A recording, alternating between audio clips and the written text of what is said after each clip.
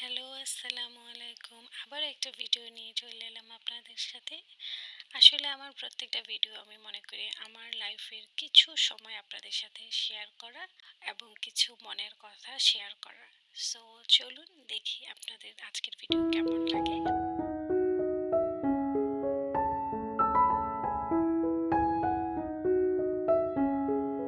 তো আজকে যে ভিডিওটা দেখাবো এটা হচ্ছে সেদিন আমরা ফ্যামিলি ঘুরতে গিয়েছিলাম।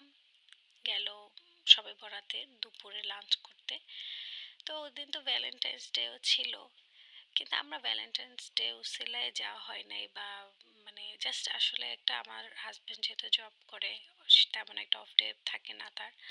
তো যখন উনি কোনো একটা সময় পায়, অফ ডে পেয়েছিল, 2 দিন ছিল পর পর বন্ধ, তো এই সুযোগে মানে আমরা ফ্রাইডেতে লাঞ্চ করতে গিয়েছিলাম পুরো ফ্যামিলি।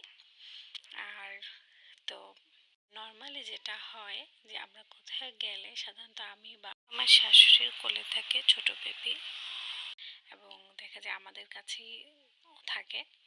কিন্তু সেদিন যেটা হয়েছে, আমি ঠিক করেছি যে আমার হাজব্যান্ডের কাছেই আমার বাবুকে দিয়ে রাখবো। এই জন্য কেরিয়ারটা ওনার কাছে মানে একদম সেট আপ করে দিয়ে বাবুকে মানে তার পাপার সাথে দিয়ে দিয়েছি। এটার একটা কেরিয়ারের একটা প্লাস পয়েন্ট আছে। আমি মনে করি ছোট বাচ্চাদের যদি আপনারা কেরিয়ারে কোথাও নিয়ে নেন তাহলে খুব সেফ ফিল হয়, কারণ খুব ইজিলি হাঁটাচলা করা যায়, প্লাস হচ্ছে বাচ্চাও মানে খুব মানে এনজয় করে।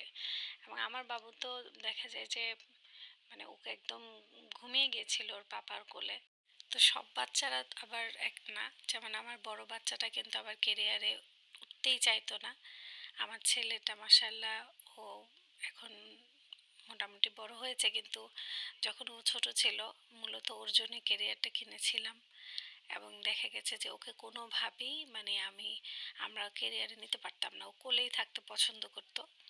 কিন্তু ছোটজন আবার এরকম না, সে খুব মানে এনজয় করছে মাসাল্লাহ আর পাপার কোলে, বা আমি যখন মাঝে মাঝে বাসার মধ্যে ওকে মানে কোলে নিই কেরিয়ারে নিলেও বেশ এনজয় করে, ও ঘুমিয়ে যায়। আমরা অটো রিক্সা উঠবো, কিন্তু কোনো অটো পাচ্ছিলাম না। তো এখানে আমরা ওয়েট করছিলাম, দেখুন চারপাশে খুবই রোদ ছিল ওই দিন ফ্রাইডেতে। তো আমরা অনেকক্ষণ প্রায় দাঁড়িয়েছিলাম আমাদের বাসার সামনে থেকে বের হওয়ার পরে। অনেকক্ষণ পরে একটা অটো নেই, এদিকে অটো পাওয়াটা বেশ কষ্ট ছিল। তো এখন আমরা যেখানে যাব, আমরা একটা রেস্টুরেন্টে যাব, যে রেস্টুরেন্টে যেতে চেয়েছিলাম সেটাতে আসলে আর যাওয়া হয়নি। তো এই রেস্টুরেন্টটাতে গিয়েছিলাম, এটার নাম হচ্ছে ভূতের বাড়ি। এই যে আমরা ঢুকছি, এবং মজার বিষয় হচ্ছে ওই দিন প্রায় ফাঁকাই ছিল, পুরো রেস্টুরেন্টে একদম খালি, কেউ নাই। আমরা পছন্দ মতো একটা সিটে বসে পড়েছিলাম। আর সচরাচর এই এলাকায় আসলে এরকম করে কমই মানে ভরে। ওই দিন যেহেতু শবে বরাতের রাত ছিল, মানে শবে বরাত ছিল, তাই দিনের বেলা একেবারেই মানে মানুষজন তেমন একটা যায়নি। তো এখানে আমার দায়িত্ব দিয়েছে খাবারের মেনু চুজ করার জন্য, যে কি খাবো লাঞ্চে আমরা। তো সচরাচর আমার তো চাইনিজ আইটেমটাই খুব পছন্দ, আমার চাইনিজ ফুড খুবই পছন্দ। দ্যাটস ওয়াই আমি চাইনিজ আইটেমই অর্ডার করে দিই। আর মজার বিষয় হচ্ছে আমি চাইনিজ আইটেম যেমন খুবই পছন্দ করি, আমার হাজব্যান্ড চাইনিজ আইটেম একদমই পছন্দ করে না, ওর চাইনিজ ফুড একেবারেই পছন্দ না।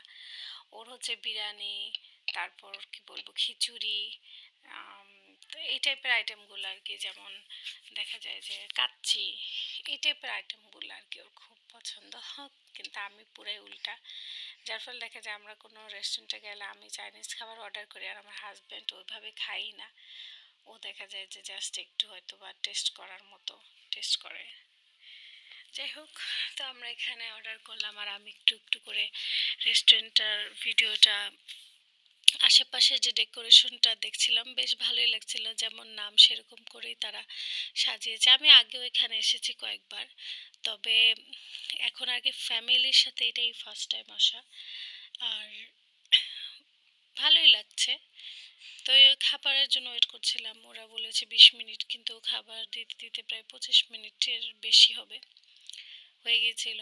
আরও যাই হোক, আসলে খাবারের জন্য ওয়েট করাটা খুবই কষ্টের একটা কাজ।